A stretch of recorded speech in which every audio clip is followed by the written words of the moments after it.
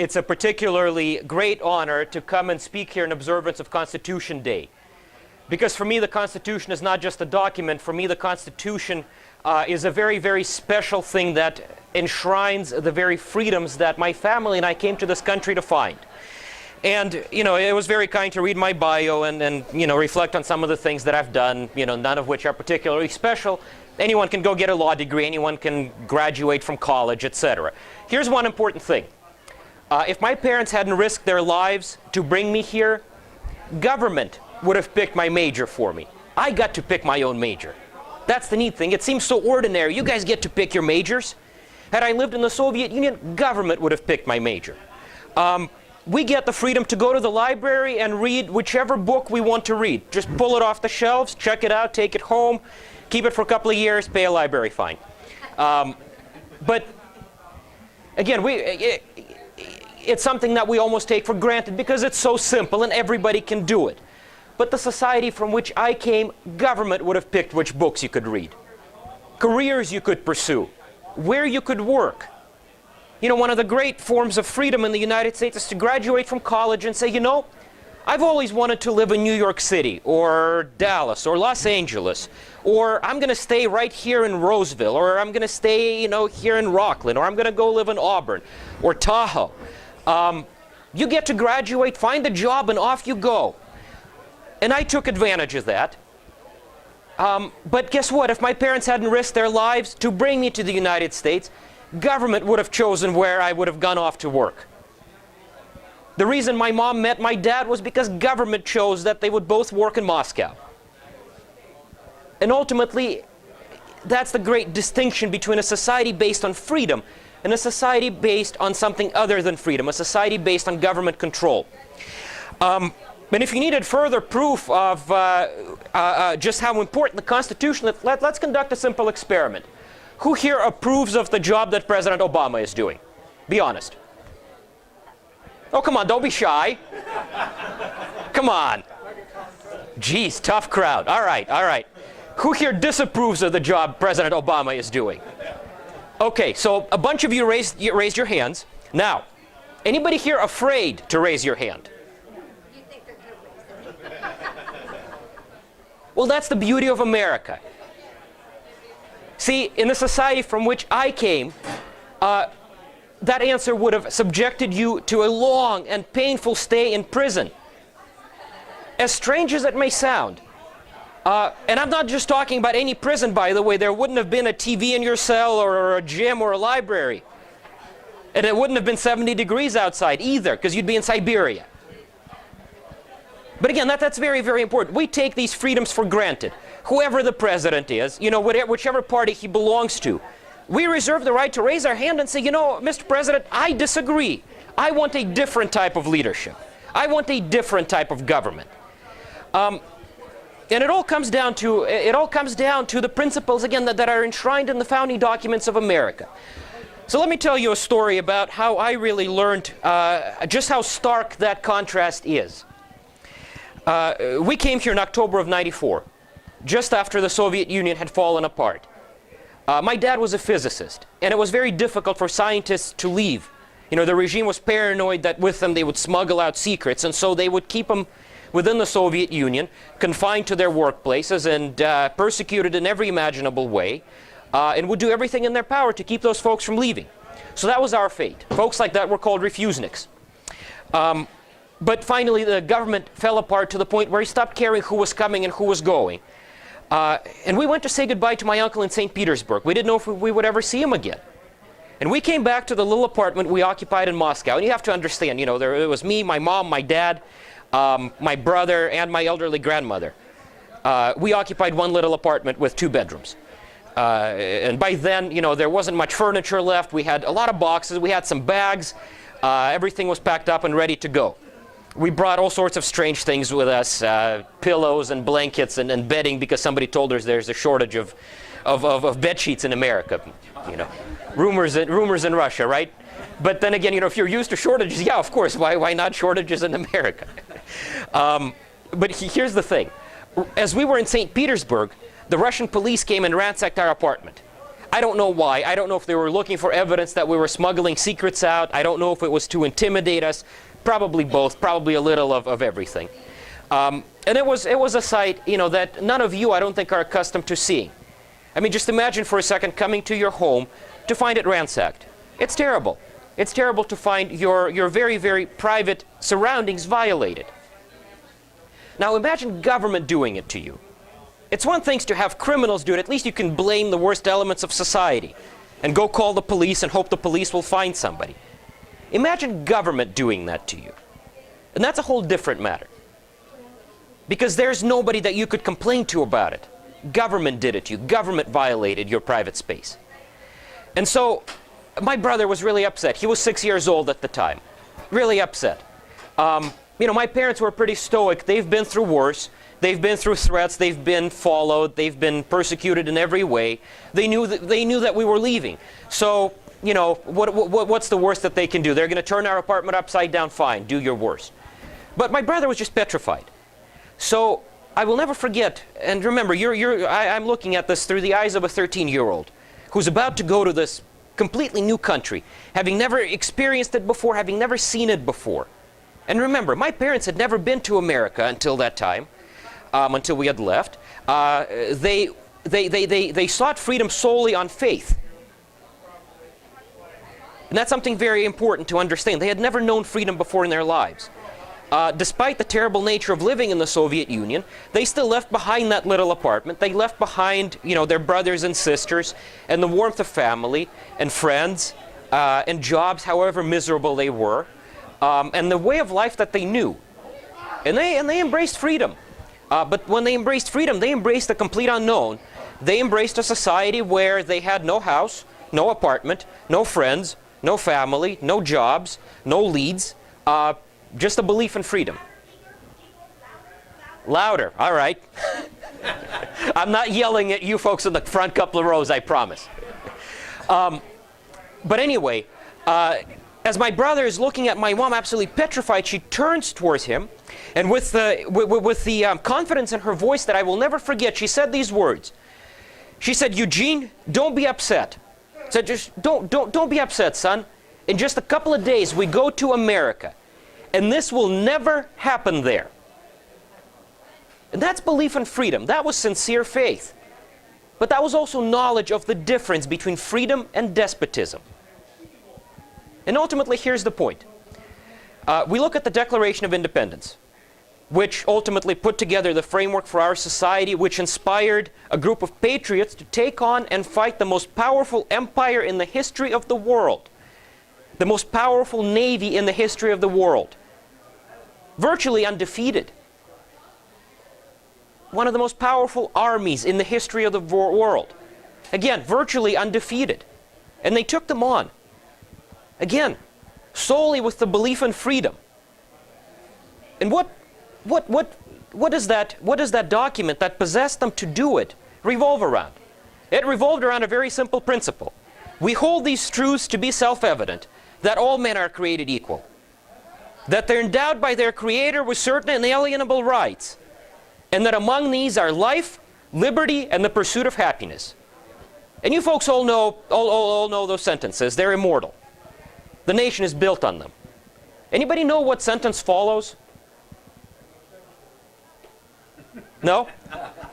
To me, the sentence that follows is even more important than the premise. What I just recited for you is the premise. Here's the conclusion. Here's the whole point of the Declaration of Independence. That to secure these rights, life, liberty, and the pursuit of happiness, governments are instituted among men, deriving their just powers from the consent of the governed. Think about that revolutionary principle. Think about what separates the United States from any other nation in the world. Anybody read Dictator Putin's op-ed in the New York Times where he says it's dangerous to consider yourselves exceptional? Well, I mean, if I were him, I would consider it dangerous too, because after all, he's a dictator, and he's really afraid of societies that are built on the consent of the governed. The society he rules with an iron fist is not built on the consent of the governed. But think for a second what that means. You don't consent to government. Government rules you. If government chooses to upend your apartment, it does so. And it does so without any punishment or retribution or consequences because it can, because the system is built on that principle. We didn't consent to the apartment being searched. We didn't consent to many other trials and tribulations that the Soviet Union had put us through. And yet the system didn't care because that society was built on a very different principle. Now look at the United States of America, established upon government being that we the people, those rights that we the people choose to yield to government for our mutual betterment, but only on our consent. And we reserve the right to withdraw that consent at any time, and we do that through elections. Here's another point to understand very, very, very clearly. No matter how bad things were, the worst, the absolute worst is knowing that there was nothing you can do about it. I mean, look, I told you when I began that we fled a system that chose our careers for us, books, majors, friends, enemies, etc.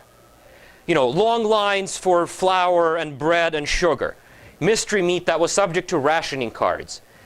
You know, a free and universal healthcare system that began its interaction with you by a call to the 911 operator who asked you, how old's the patient, before deciding whether or not he would send the ambulance. Terrible, all of it. Here's the worst. There was nothing we could do about it. I suppose, well, we couldn't really complain to your congressman. I suppose you could, but, you know, any time and every time he would get reelected with 99.8% of the vote. Amazing how that worked. In the United States, if the people band together and they believe in something and they articulate those beliefs, it is within their power to earn the charter to govern. And that's a very important difference. Larry Arnn, the founder of Hillsdale College, some of you here may have done the Constitution course. If not, I highly recommend it online.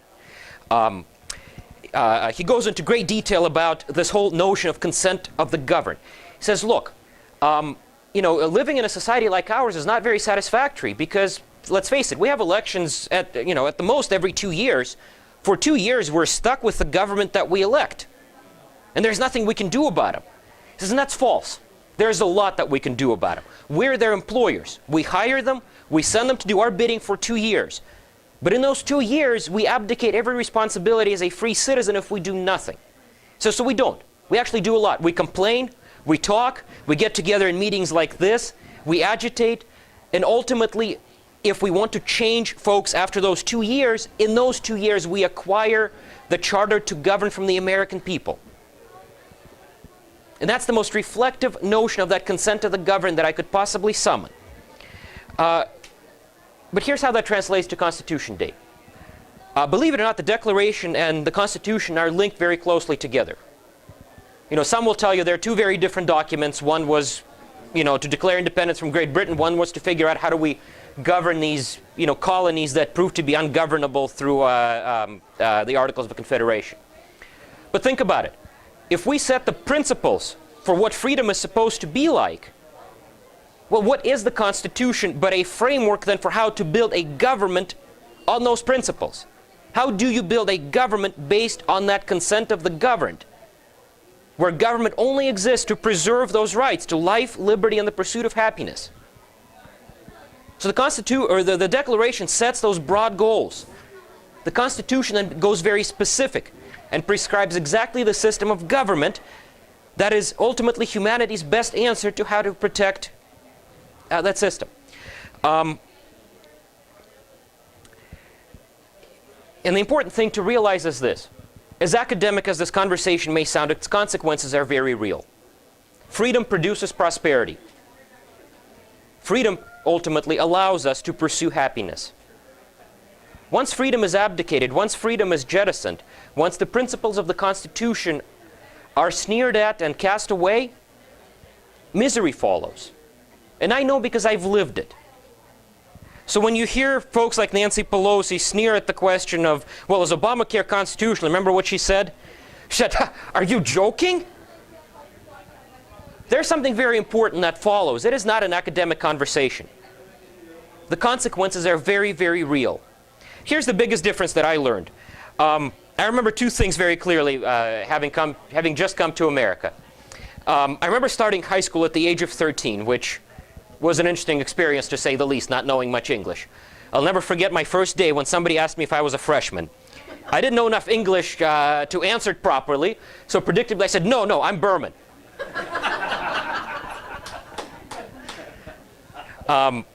That's just funny, and that's a lesson of how important it is to learn English once you come to the United States. Ultimately, I did. But the other great contrast, I'll never forget. I remember going to Safeway the night after we came to America to buy groceries. I mean, we had some very distant relatives rent us an apartment and disappear.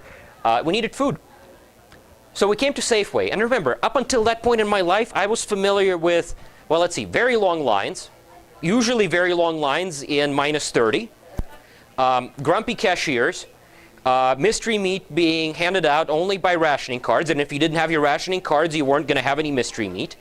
Bananas given to me as a birthday present because they were so rare. Pineapples up until the Soviet Union had fallen apart only on the pages of botany textbooks. But here's Safeway, plethora of food, right? I mean, those same pineapples stacked together in a pyramid. So huge that, seemingly if you go like, it would just topple over. Bananas selling for pennies.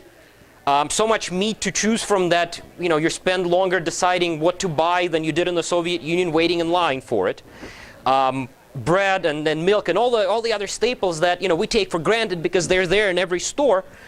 So abundant that it's hard to believe your eyes. And that's a contrast that hits you, and that hits you precisely on that very spot when you arrive in the grocery store. And the point is, why is it there? It's there because of freedom. It's there because we have a system that creates all the conditions for freedom to flourish. All the conditions for those folks who produce those goods to want to produce them and sell them. And all the conditions then for consumers to walk into the grocery store and buy them and not have to wait in line.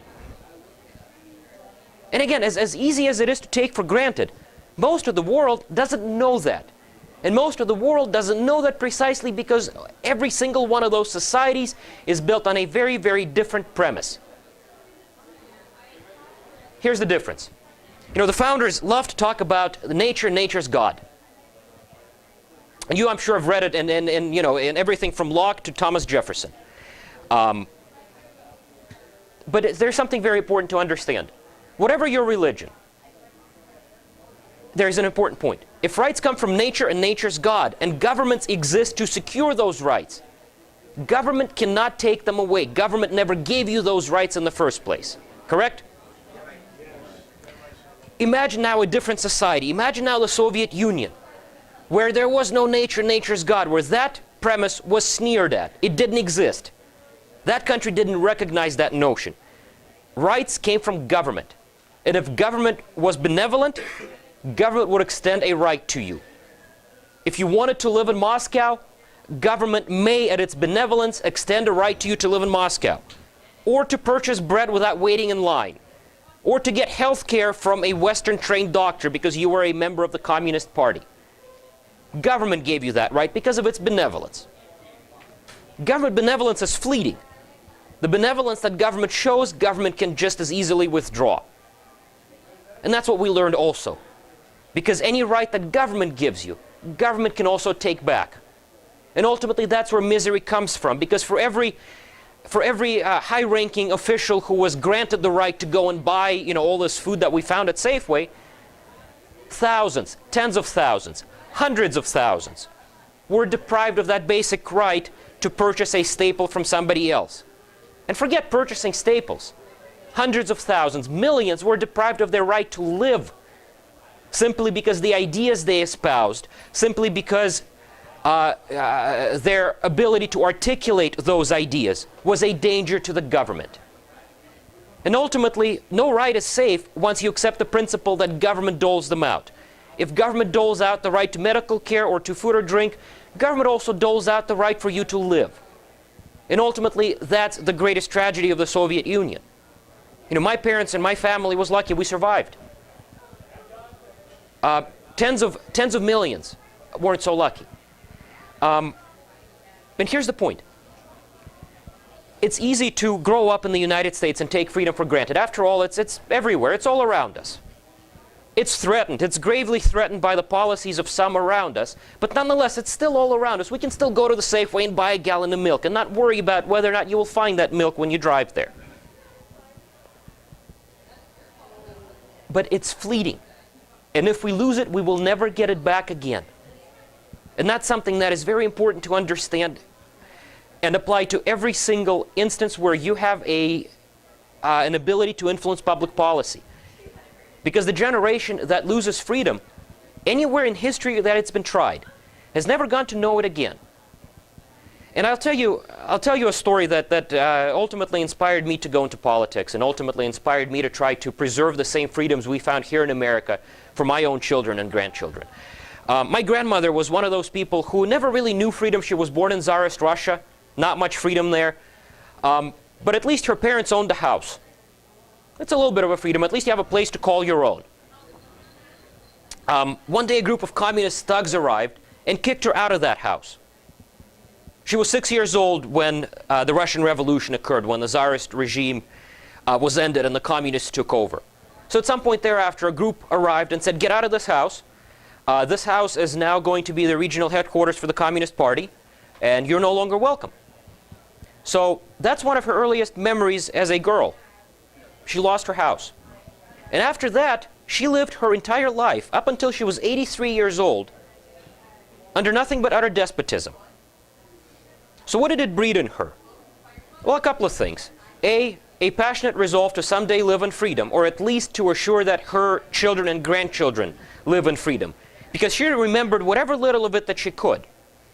But number two, when she found that freedom, when she came here, to make the most of it. She was blind when she came here. Consequence of that famed free and universal healthcare system that cured cataract in one eye by rendering her blind, and that if that wasn't enough, by curing the cataract in her other eye by rendering her blind. Well, she didn't have cataracts anymore. But the point is, she came here absolutely blind. She couldn't do much. I mean, she was 83 years old. She couldn't go to school. She couldn't get a job. But you know what? She could do a couple of things. She could learn English, and she could die an American. And that's what she wanted the most. I remember she used to tell me that she was born in freedom. The communists took it away from her. The Russians took it away from her. So she wanted to die an American. And that's what she did. She spent years clutching this old black tape player in which my dad had recorded questions and answers to the naturalization exam. And then she passed it with flying colors. She was 88 years old. The INS examiner was absolutely stunned. And I'll never forget raising my right hand and taking the oath to protect and preserve the Constitution as a new citizen, that every new citizen does. And having my grandmother, who was hunched over and really little, next to me. And how could I not then dedicate my life to preserving those very same principles that not only drew her here and inspired her to persevere through despotism for 80 years. How could I not dedicate my life then to preserving them for those who are yet to come? And that's ultimately the same challenge that I will throw out to all of you.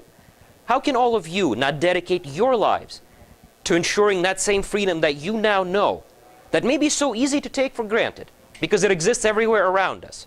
How can you not dedicate your lives to ensuring that your children and your grandchildren get to know it as well? And here's a very simple point. Ronald Reagan used to tell a story of a Cuban refugee who told his experience with despotism to a couple of his friends, kind of like I just did to you. And at one point, Reagan says, one of the friends interrupted the other and whispered to him, says, "How lucky are we?" And I've had that happen to me too. You know, I'll tell my story and somebody will pause me for a second and say, "We're so lucky in America, we don't recognize it." But the Cuban shot right back and he said, "Wait a second, how lucky are you? I was the lucky one. I had some place to escape to. And I can relate. I am truly the lucky one because I had some place to escape to, and I did." But guess what? There is no place else to escape to. And that was Reagan's point. Reagan would end that story by saying, and in those words, the Cuban told us his entire experience. If we lose freedom in America, there's no place else to find it. This is the last stand on earth. So, folks, I will tell you this one thing in closing. I was very lucky to come here when I was 13. My whole life was ahead of me. You know, I could go to school, I could go to law school, I could get a pilot's license, I could work in Congress, I could get involved in politics. I mean, the great thing about America is it's a nation that does not say no. It doesn't know that word for an answer. No matter what your dream is, no matter how others might sneer at it, the rest of the world say it's impossible. America doesn't know the word no for an answer. This is a land where no one's dream is too big. My grandmother wasn't that lucky. She fulfilled her wish. She died an American. But her whole life wasn't ahead of her. She persevered through the utter depths of despotism in order to bring her family here. Learn from experience of folks like those to inspire yourselves to go out and influence public policy in every single way that you can. And it's not that hard, because in America, public policy is influenced everywhere around us. In conversation with friends and neighbors, at school. You know, when a professor brings up a point that you utterly disagree with, don't be afraid to challenge the professor. After all, that's what school is for. When your friends don't understand the nature and the benefits of freedom, argue with them. Then go take them out for a beer, but argue with them first. You know, when you see something that offends every sense of freedom in you on TV, or you hear about it, or you see it on Facebook because somebody reposts something that Nancy Pelosi said, post about it, write about it, because ultimately that's the inspiration that others will then take to earn the people's charter to govern. Because ultimately in America, freedom is very easy to ensure to posterity. Just believe in it, stand on principle, paint it in bold colors, and you win. So folks, with that, you know, it might not be very long until one of you is up here talking to a Constitution Day at Sierra College. You know, I was in school not that long ago. I graduated from Davis in 2003, so 10 years ago. In 10 years, one of you might be up here being a speaker at Constitution Day. Perhaps then, you know, your challenge will be far more exciting than mine. I'm here to ensure that we revive freedom. I'm here to ensure that freedom survives. Let's hope that in 10 years, when one of you speaks to the Constitution Day, your challenge will be far more auspicious, which is to pass that freedom on to our posterity.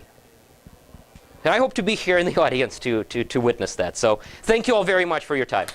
Thank you very much for your speech. You just made the point today why Obamacare. You just made the point today why Obamacare is not constitutional, because we do not have the right to say no to what he's forcing upon us. Thank you. Well, the point the gentleman makes is Obamacare is unconstitutional because we can't say no to it. And again, the point is very simple. Government exists to protect and preserve those rights to life, liberty, and the pursuit of happiness. And when government interferes in the very basic and private decisions that you get to make with your doctor, it doesn't preserve those rights, it traduces them. That's the very simple distinction. That's the point that we ought to make. But again, it's not academic. If we just make an academic argument, we won't win the debate every time. The nice thing is that these principles work in real life. What follows is misery. And that's the point that will win the debate every time. Because no rational being wants to live in misery. And I was born into Obamacare, for lack of a better term. It wasn't known as Obamacare then, it was known as Soviet care. But the principle was the same, the rationing of shortages and the brutal control of every aspect of care. When I was born, my mom developed an infection. It was pretty severe. She needed antibiotics and fast, or else she was going to die. There were no antibiotics at the hospital where she chose to give birth, except for one thing. Her dad, my grandfather, worked there as a doctor. If he hadn't been there as a doctor and if he couldn't procure antibiotics for my mom, she wouldn't have made it, because antibiotics were in short supply. And when antibiotics are in short supply and government is in charge of their distribution, government will distribute them to those people to whom it sees it most fit to distribute them. We talked about it a little while ago. You know, government chooses to extend rights to you, can also take them away. Well, that government chose to extend the right to antibiotics to high-ranking Communist Party officials and other persons it held in high esteem. My mom simply wasn't one of them. But the nice thing is, when government doesn't have the power to control that right, antibiotics are available to everybody. And government simply cannot take them away. So we got to tell two stories. One, why Obamacare is utterly inconsistent with the Constitution. But also, two, what happens if we embrace it? What happens if we push the Constitution away and embrace the consequences that follow? Yes? You say the Constitution is protecting the right to life, and for me, Obamacare has protected my right to life. As someone with a diagnosis of depression, I am unable to get insurance without Obamacare's new statute that says insurance is not allowed to deny me insurance. So how is my life protected? How is my right to life protected without Obamacare? Because obviously the private insurance companies weren't caring so much about that. Without that, I would not have insurance or medication or things that have saved my life. So, I mean, what do you say for all the disenfranchised people or anybody who has a condition already diagnosed who can't get insurance, especially as a child or a young adult? How do you explain that that's not right to life? And that's a great point, because did you have something else to add? You look kind of disappointed when the mic got taken away. Well, we're running short of time, so if there's any other... No, but it's an important point. It's an important point that you raised. Let's address it, because again, you know, the academic conversation is very important, but we got to talk about you know, what happens in real life. Remember the story of Sarah Murnahan from Pennsylvania? She was a 10-year-old girl. She desperately needed a lung transplant. Remember that? Government is in charge of the system that controls who gets lung transplants and who doesn't. Sarah's doctors said she can accept an adult lung. She's a big girl, physically. She can accept it. Kathleen Sebelius, the Secretary of Health and Human Services, came before Congress to testify on that matter because she refused to sign off on an exception to give Sarah those lungs that were available. Children's sized lungs, child lungs, weren't available on the transplant list at the time. Adult lungs were plentiful. And yet, the Secretary of Health and Human Services said no. She came to Congress to testify. Do you know what she said? She said, well, some people will live and some people will die.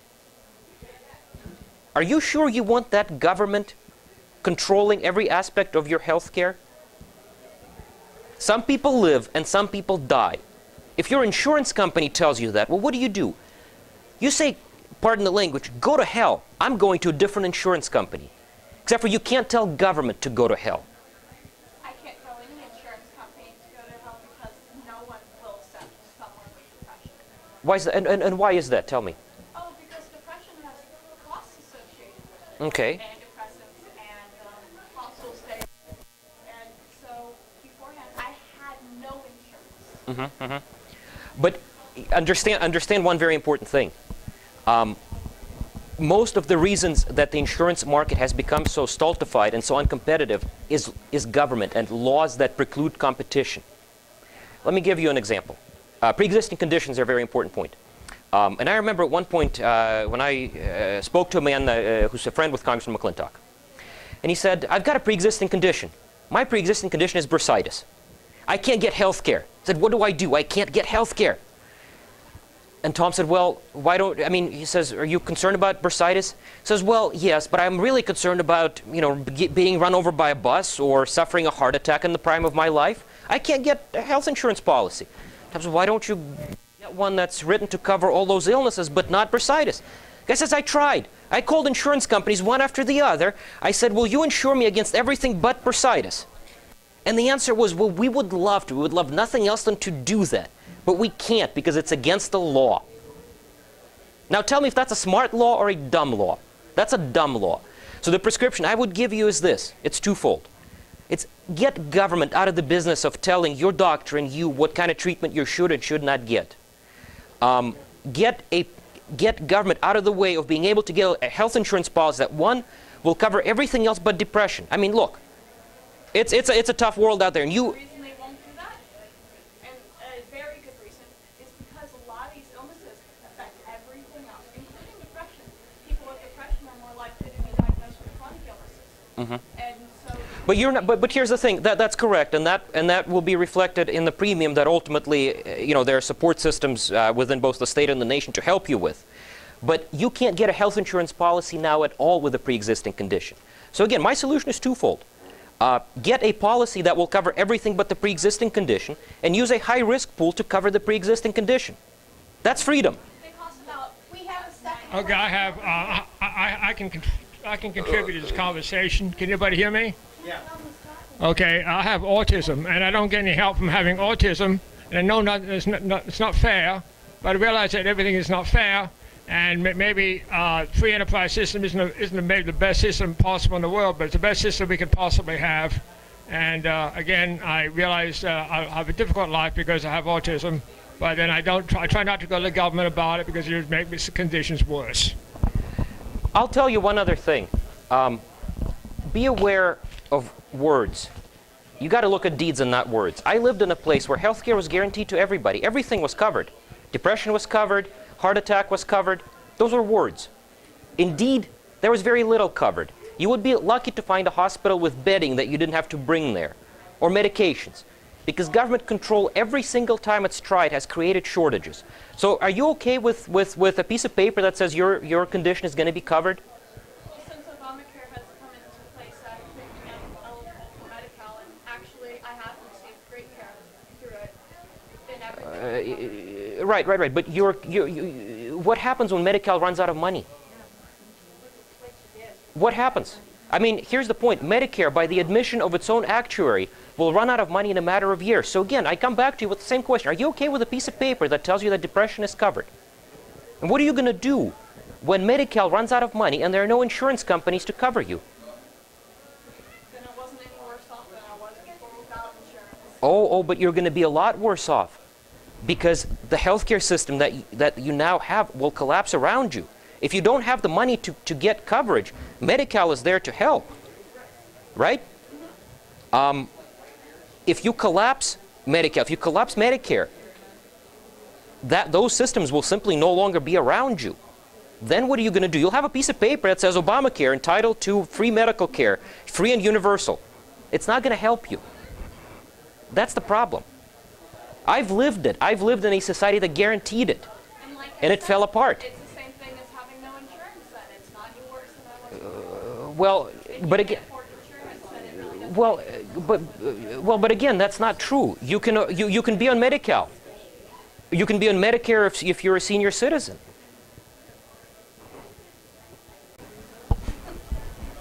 How long were you in America before you became a citizen? 5 years. Okay. And you said in your recount of Reagan's story that America is a place to escape to. But I've read a lot on the Tea Party stance on illegal immigrants and that they are basically subhuman. But Well, I don't think that's the Tea Party stance. They're right here. You should ask them. just a moment, I'm not finished with my question. And As so, far as I'm concerned, they're about as human as you and me. okay. So it takes a while to become a legal citizen of America. So what is your stance on illegal immigration and what rights they deserve to be in America? I can tell you one thing. Having been an immigrant, having benefited greatly from the ability to become an American, I think illegal immigration is an insult both to me as a legal immigrant and to those illegal aliens who are currently hiding in America, living on the shadows and margins of society. Here's the problem. When you force somebody to live in the shadows and margins of society, they can't avail themselves of the same opportunities that I, as a legal immigrant, could. They can't say, I'm going to go to law school. They can't say, I'm going to learn to fly a plane and get a pilot's license. They can't say, I'm going to go be a chief of staff to a congressman. Right? Agree or disagree? Legal immigrants can. Agree or disagree? So is it better to be a legal immigrant or an illegal immigrant? I'm not saying that. It's better to be a legal immigrant. Agree. Great. Grant the point for a second. It's not. So why don't we reform the process to make it easier rather than encouraging illegal immigration? But why are we outlawing illegal immigration? Because we have a system. Because we have a system of legal immigration. Here's the point. I once ran into a gentleman who married a girl from Guadalajara, and She got a green card, she came to America, she became a citizen in 5 years like me. Flourished, right? Became an American, loves freedom, flourished. Her sister still lives in Mexico, can't run her business because of the drug gangs. Wants also to come to America, right? Doesn't want to come here illegally because she gets it. It's really, really hard. It's a terrible life, it's hard. Maybe a little bit better than Mexico, but it's really hard. So her brother-in-law and sister went to the consulate and applied for permanent residency for her. You know what the answer was? She can come here legally, but it'll be 16 years. That's an insult. Why? The question is, why does it have to be 16 years? That's bureaucracy at work. So my solution is, instead of it being 16 years, why is it not 16 months? That avoids the problem of illegal immigration to a great degree. I mean, there will still be people who just have no respect and, for the law, who don't want to wait in line. But why is it that bureaucracy requires a law-abiding person who wants to come and be free, be one of us, to wait 16 years? I mean, look, I'm living proof that legal immigration works and works well. I mean, I'm addressing you in fairly fluent English. I have a pretty good sense of how our system of government works. I managed to get through high school and college and law school and, came to love America and consider myself an American. Why would we want to make people hide and live on the margins of society when we could instead make them Americans? So here's the problem. We've got a bill that the Senate passed. It gives amnesty. It takes all those illegal aliens who are currently living on the margins of society and hiding, and it makes them legal, right?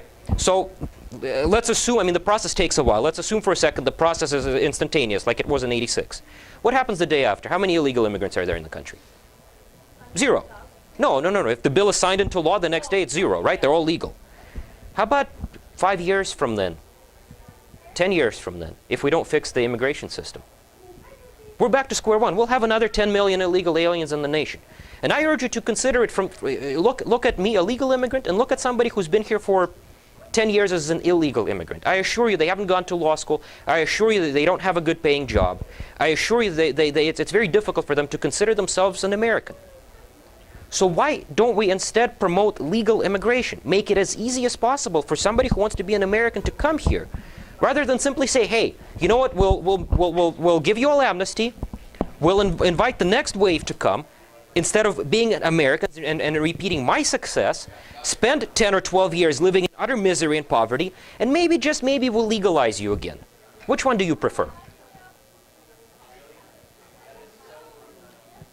are there other questions? Do you want to answer? You're welcome. Major subject of bill. I'm very much concerned about inflation and about the printing of paper money without control and the national debt. What do you expect to do about this? This national debt, inflation, federal behavior of the Federal Reserve, and lack of a gold commodity money. Well, we've got a system that's utterly unaccountable to Congress. Congress can't even audit the Federal Reserve that controls the supply of money in the country without having to pass a law. Could you give the question again? Because I know I'm sorry. I can't hear it back. Gentleman's concerned about inflation, the unbridled printing of money, and is in favor of auditing the Fed, correct? We obviously have a system where the institution that controls something very important, the supply of money in the country, is not accountable to the people, right? You have to, in order to audit the Fed, in order even to look at the books of the Federal Reserve, you have to pass a law, get the president to sign the law. Look, I remember inflation. I remember inflation this way. When the Soviet Union fell apart, Russia took on itself all the massive debts that the Soviet Union had accumulated. And the debts were vast. I mean, as Margaret Thatcher said, socialism always runs out of other people's money. And they did. They ran out of other people's money. What did the Russian government do? They said, well, we'll do the simple thing. We owe all this money to all these creditors, the World Bank, yada, yada, yada. We'll just print it. We'll print it, we'll pay them off, and we'll be debt-free in no time. And they did. And as they were doing it, I remember watching something that was very curious to me as, 11 and a 12-year-old. For as long as I remember, my dad every once in a while would show me a 25 ruble piece of currency. It was this purple, ugly piece of paper with a big picture of Lenin on it. And it was big. It was a big deal. It was a lot of money. If you could actually wait your turn in line, you could actually buy something with it. Most of the time you couldn't because there was nothing to buy with it, but occasionally you could. After the money printing occurred, my dad would have in his wallet 50,000 ruble pieces of currency, and that was worthless because you couldn't buy anything with it even if you tried, because prices were now in millions. So that's the real world consequence of inflation. I mean, again, right now it's academic to us, but it's a law of nature.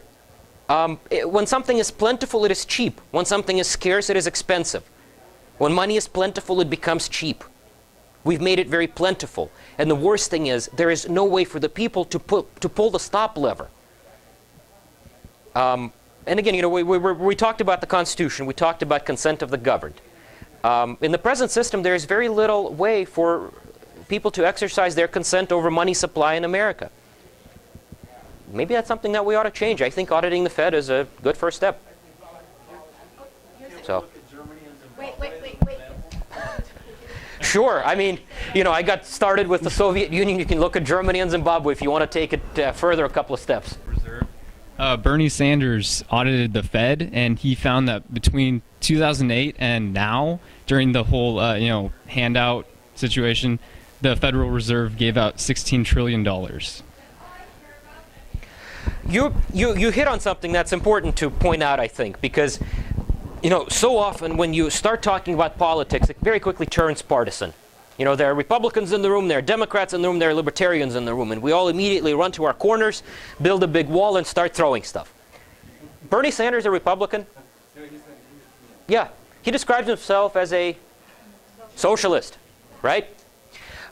Anybody here familiar with the Amash Amendment, with the NSA abuses, with the utter usurpations of our privacy, right? Anybody here follow the vote? It failed. It failed by about 10 votes or so. I will. Yeah. But let me tell you one thing though. What really exemplified this whole issue of freedom, how freedom transcends party lines, is the vote on that Amash Amendment. You had as many Republicans voting for it as you did Democrats. I mean, you're all familiar with the Snowden affair, with, you know, the revelations that the NSA decided that the Fourth Amendment to the Constitution is not worth the ink with which it was written, that you don't really need a search warrant describing with particulars the places to be searched or the people or things to be seized, to quote, that you could just listen to what Americans are saying and doing, and then if you find something objectionable, act on it. The very notion of general warrants, the very notion that fomented the American Revolution to begin with. You know, the English didn't have the NSA or the technology to listen in on phone calls, or phone calls for that matter, but they sure had the ability to go from house to house and search indiscriminately, kind of like the Soviet Union did to my family in '94. And those abuses inspired a lot of patriots ultimately to rise up and challenge the British. Now the NSA apparently considers that the Fourth Amendment that was written to prevent those abuses from ever happening again in America is meaningless. So Justin Amash, a Republican, wrote an amendment that prohibited further funding to the NSA to conduct any search or any seizure that wasn't predicated on a search warrant in the classical sense of the word, a search warrant approved by a judge, hopefully not in a secret court, because I don't think secret courts have any place in a free society, that describes in particularity the place to be searched or the things to be seized, and based on probable cause that a crime was committed before you go and you search the thing or you seize the property. The amendment failed, but like I said, it attracted as many Democrats as it did Republicans. So your point with Bernie Sanders, there are Democrats concerned about inflation just as there are Republicans concerned about inflation. Combined, there just aren't enough of them yet to audit the Fed, for example, but that's what elections are for. The point of me saying this is freedom is too important to be confined by a partisan label. And if you look at it, when the matter concerns pure unadulterated freedom, things like, do we really want government snooping on our Facebook posts, text messages, Instagram photos, and telephone conversations? It doesn't matter if you're a Republican or a Democrat. For that matter, I don't think supporting Obamacare is a big deal, right? You agree with me on this. You disagree on Obamacare. You agree with me on the NSA, don't you? There you go. So oftentimes freedom will transcend party lines. So learn from this example and seek people who might oppose you completely on things like Obamacare when it comes to those very, very, very important usurpations and abuses of freedom that affect our everyday lives. So it's not just a partisan message. And I'll tell you one other thing. it requires perhaps some bravery to stand up and say that people in your party are wrong. You know, George Bush started the whole surveillance state, and he was wrong. I belong to the same party that he did. Quite frankly, I'm embarrassed of him because he was wrong. And I think there are a lot of brave Democrats who are ready to stand up and say, Obama is wrong on many things. Join forces and defend those instances of freedom where you agree. I think the NSA is a great example. So, yes? We have elections so that we can choose between politicians. Mm-hmm. What is your stance on the elections as it stands now of the two largest vote getters solely being on the ballot for us to select from? Well, you know, it was sold to us as, you know, we're getting tired of these party primaries where, you know, the extremes get to select the nominees that we ultimately get. Well, so now what did we do? We abolished the ability of parties to select their nominees. Except for, well, not really. It used to be that the Republicans would get together and they would select the nominee. And the Democrats would get together and they would select the nominee. Except for when I say Republicans or Democrats, I mean voters. You and me. We would go to the voting booth and we would vote for the nominee of the party. Well, now Republicans and Democrats still to a large degree control who the nominees are. It's just done in the back rooms. And I find that very, very hard to defend and quite frankly very prone to abuse.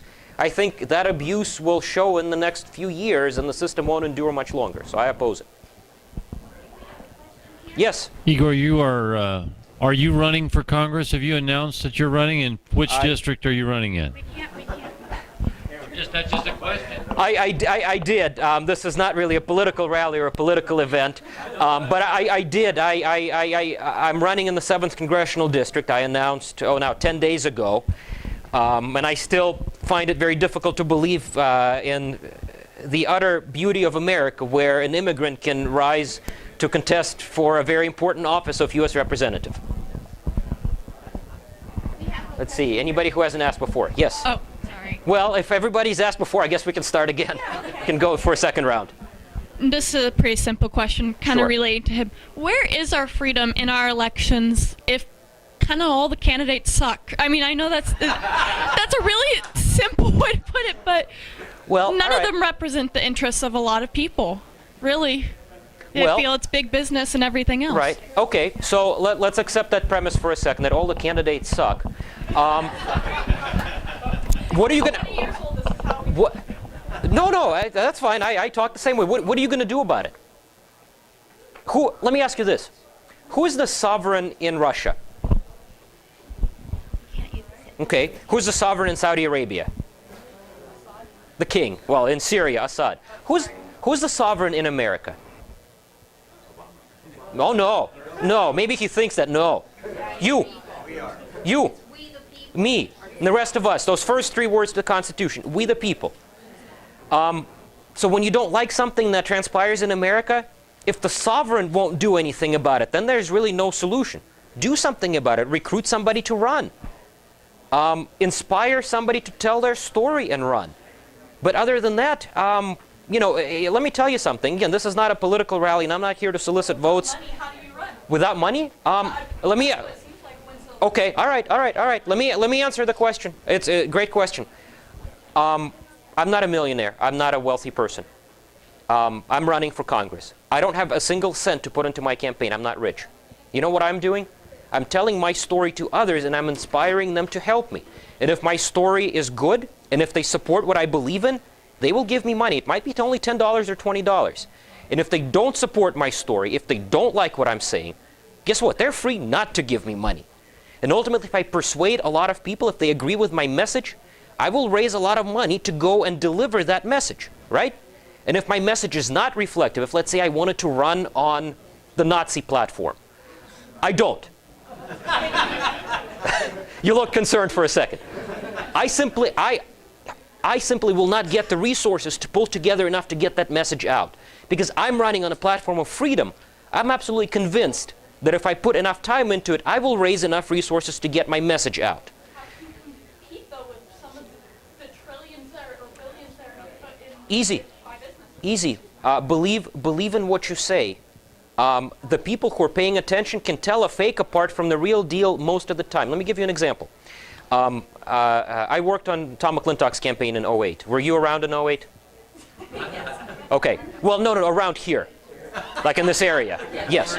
You remember the primary? You remember who he ran against? I don't. You don't. He ran against a guy named Doug Osee, another Republican. Extraordinarily wealthy guy. Put almost $6 million of his money in that election. Tom, like me, is not a wealthy person. He didn't put a dime of his own money. He went and raised money. In fact, his average contribution, if I remember right, was $78. Hardly something obscene, right? He raised a lot of those $78 contributions. Not as much as Osee. He raised $1.5 million. So he was outspent 4-1. He won by 16 points. That's pretty tough to explain if you accept that money wins elections every time. Perhaps it does when neither candidate believes in what they're saying. But when you actually stand on principle, when you're genuine and you believe in what you're saying, people get it. So if you can explain that election some other way, I'm all ears. But so far, all that I can come up with is people actually listened. And they took the infrequent message from Tom rather than the very frequent message that Doug put on the airwaves. Again, thank you, and I would support you. My question is a little different than what's been noticed so far. When bills are passed, tails are allowed to be put on the end of bills. In other words, if you put on my agenda on this bill, I'll give you my vote. I think that's wrong. A bill should stand on its own, not have a tail, because that kind of pollutes that bill, but it also spends additional funds for things that are, in my opinion, frivolous. What's your opinion on tails on bills? Like the Peanut Hall of Fame or many of the other earmarks that have become famous from time to time? Well, not specifically that one, but oftentimes a very collateral bill will be put on the vote. Well, I And believe then some lobbyist has influenced somebody, and to get that extra vote or extra 10 votes to cross over the line. This district over in Alaska or California, wherever it may be, they get their little handouts. Right. That's my question. Well, what can be done about it? Well, I mean, first of all, earmarks are now banned by House rules, and I certainly hope that they will remain banned in perpetuity. Because look, you either apportion funds on merit, or you do it on muscle. I much prefer merit than muscle. The prohibition on earmarks goes a long way in terms of removing that muscle from the political process. But there's another reform that's very important, and that's the single subject rule. And the funny thing is that's as dysfunctional as the California legislature is, and I usually have very few things to say about the processes in Sacramento that are actually useful and helpful. The single subject rule is very important, and I think Congress would be very wise to adopt it as its own. The House has, to an extent. It certainly was put into the pledge to America in 2010. It's not really observed. It ought to be. Ultimately, bills should stand or fall based on the one subject that the bill was ultimately written about. So again, that's probably the best reform that I could recommend in terms of avoiding favors being placed into unrelated bills to score political points and gain support. As Ronald Reagan used to say, the Constitution doesn't tell us what we're allowed to do. Rather, the Constitution is us, we the people, telling government that which we will allow it to do. And therein lies a great distinction, which really fuels this great public policy debate that we're all participants in. I mean, the question really is twofold. One, are there any limits on government? And if so, what are they? And two, if the answer is no, then what are the consequences of limitless government? I hope we never find out by experience. All right. Thank you, folks. Thank you all. Thank you. Thank you all. All right.